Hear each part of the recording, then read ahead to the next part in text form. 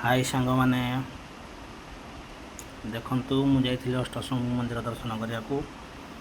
ଗଲାବେଳେ ଇଏ ଆମର ବୋଲର ଛକଡ଼ ଭିତରକୁ ସରାଙ୍ଗେ ଅନନ୍ତ ଶୟନ ନଦୀ କଡ଼ରେ ଶ୍ରୀ ହରି ବିଷ୍ଣୁ ନାରାୟଣ ନଦୀ କଡ଼ରେ ଦେଖନ୍ତୁ କେମିତି ଶୋଇଛନ୍ତି ପଥରରେ ତାଙ୍କ ମୂର୍ତ୍ତି ତିଆରି ହେଇଛି।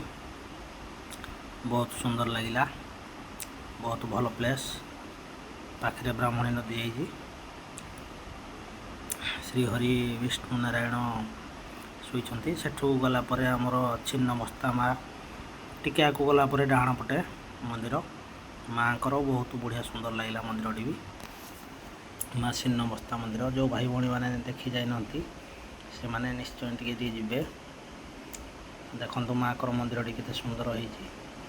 ବର୍ତ୍ତମାନ ମନ୍ଦିର ବି କମ୍ପ୍ଲିଟ୍ ହେଇନି, କାରୁକାର୍ଯ୍ୟ ଚାଲିଛି କାମ ମନ୍ଦିରଟିର। ଏ ମା ଛିନ୍ନମସ୍ତା, ଦେଖନ୍ତୁ ମନ୍ଦିରଟି କାମ ଚାଲିଛି, ବହୁତ ସୁନ୍ଦର ମନ୍ଦିର ହେଇଛି।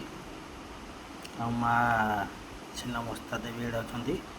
ଏ ବାବା ତିଳକେଶ୍ୱର ଶିବ ମନ୍ଦିର ବି ତାଙ୍କ ପାଖରେ ଅଛି। ବହୁତ ସୁନ୍ଦର ଲାଗିଲା।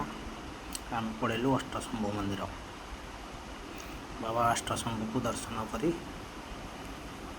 ମନ୍ଦିରରେ ବୁଲି ଦେଖନ୍ତୁ ମନ୍ଦିରଟି କେମିତି ଲାଗୁଛି ସାଙ୍ଗମାନେ। ବହୁତ ସୁନ୍ଦର ହେଇଛି ଅଷ୍ଟଶମ୍ଭୁ। ସେଠାରେ ଫୁଟିଲିଙ୍ଗ ପ୍ରତ୍ୟେକ ଠାକୁର। ଆଉ ଯେଉଁ ଭାଇ ଭଉଣୀମାନେ ମୋ ଚ୍ୟାନେଲକୁ ଫଲୋ କରିନାହାନ୍ତି, ସବସ୍କ୍ରାଇବ୍ କରିନାହାନ୍ତି, ଟିକେ ଫଲୋ କରିଦେବେ, ସବସ୍କ୍ରାଇବ୍ କରିଦେବେ, ଲାଇକ୍ କରିଦେବେ, କମେଣ୍ଟ କରିବେ। ଦେଖନ୍ତୁ ଆଉ ସେଠାକୁ ନିଶ୍ଚୟ ବୁଲିବାକୁ ଯିବେ। ଗୋଟେ ଜାଗାକୁ ଗଲେ ତିନିଟା ଯାକ ମନ୍ଦିର ଦର୍ଶନ କରିବେ। ଅନନ୍ତ ଶୟନ, ଛିନ୍ନମସ୍ତା, ଏ ବାବା ଅଷ୍ଟଶମ୍ଭୁ ମନ୍ଦିର। ଦେଖନ୍ତୁ ମନ୍ଦିରଟି ତିଆରି ହେଇଛି ପଥରରେ। ଦେଖନ୍ତୁ ବହୁତ ସୁନ୍ଦର ଲାଗୁଛି ଆଉ ବହୁତ ବି ଶାନ୍ତି ଲାଗୁଛି ଦର୍ଶନ କରିଲା ସାରିଲା ପରେ। ରହିଲି ସାଙ୍ଗମାନେ, ଜୟ ଜଗନ୍ନାଥ।